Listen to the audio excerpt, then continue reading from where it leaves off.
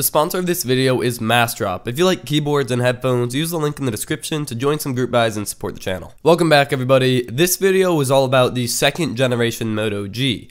I've done a lot of stuff on inexpensive smartphone options recently, and I honestly think that the Moto G is the best one for the money. It's kind of natural to assume that you won't get that much for $180 off contract, but that is not the case.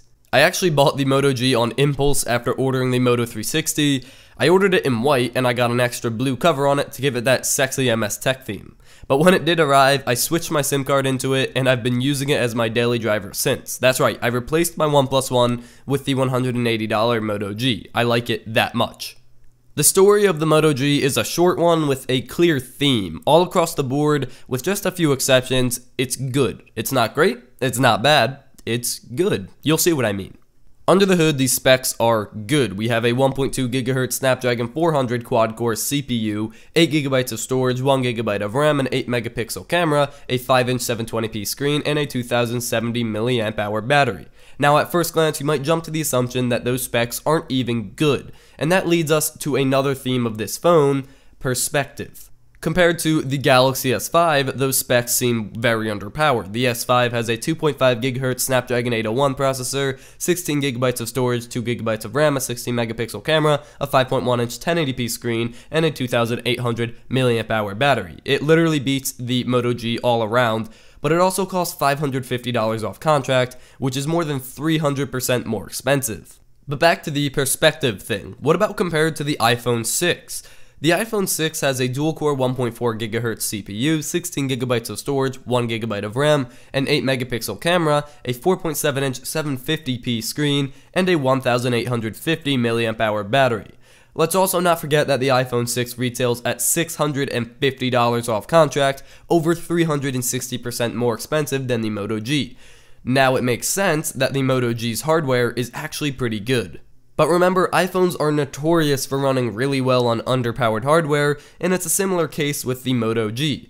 It's safe to say that hardware is not the whole story, but it's an important part of the story. So specs mostly aside, here's an exception. The Moto G runs stock Android 4.4.4 KitKat, which isn't good. It's flat out amazing. One of the reasons it can run so smoothly is because there's no skin over Android running. There's no bloatware, there's nothing you don't want. You can still choose your own custom ROM if that's your thing, but at default, the stock up-to-date Android is a pleasure to use.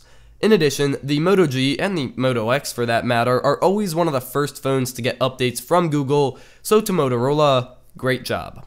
The specs and operating system are a big part of your phone, yes, but they both contribute to the function of your phone, and function is only half of it. What about form? In short, once again, it's good, but there is more to it. The speakers are, well, good. The layout is great though. The Moto G is one of the very few phones in today's market with stereo front-facing speakers, which, and by nature, is a great thing. But the sound just isn't there. It works well for YouTube videos and whatnot, but when it comes to music, it's all out of whack. The bass is messy and loose, yet it still muffles the mids, and the highs are either too dull or too sharp. So yes, it does have a perfect layout, but even with that perfect layout, it has subpar sound, so the speakers are just good. The build of this phone is also good. It's not baby skin or sandpaper or aluminum or sapphire indestructible or anything, but it is a nice blend of glossy glass and matte plastic. So the front of the phone is glass and the back is matte plastic. Speaking for the white version I have here, the glossy glass does not pick up too many fingerprints, which is very nice. It might on the black though. The advantage here is that when you hold it, your palm is on the back matte plastic, and your fingers are on the glossy half. The contrast there is actually really comfortable and easy to hold onto, so it's good. There's also a dimple on the back there that you won't use when you just whip out your phone to check the time, but when you're texting or reading an article or something, it is a nice touch. The layout is, as you may have guessed, good. I mentioned the speakers were perfectly placed, as well as the ergonomic positioning for the power and volume rockers. Those buttons are tactile enough to know you're hitting it, but they're not too stiff to a point where you have any trouble. The micro USB port on the bottom is fine, and the centered headphone jack at the top is weird, but still fine. And this is getting picky, but the ambient light sensor on the front is not parallel with the speaker, just a little bit off, and that drives me insane. So this was just a first look. I didn't comment too much on real experience. I'll be saving that for the full review coming up in a few weeks after the Apple storm calms down.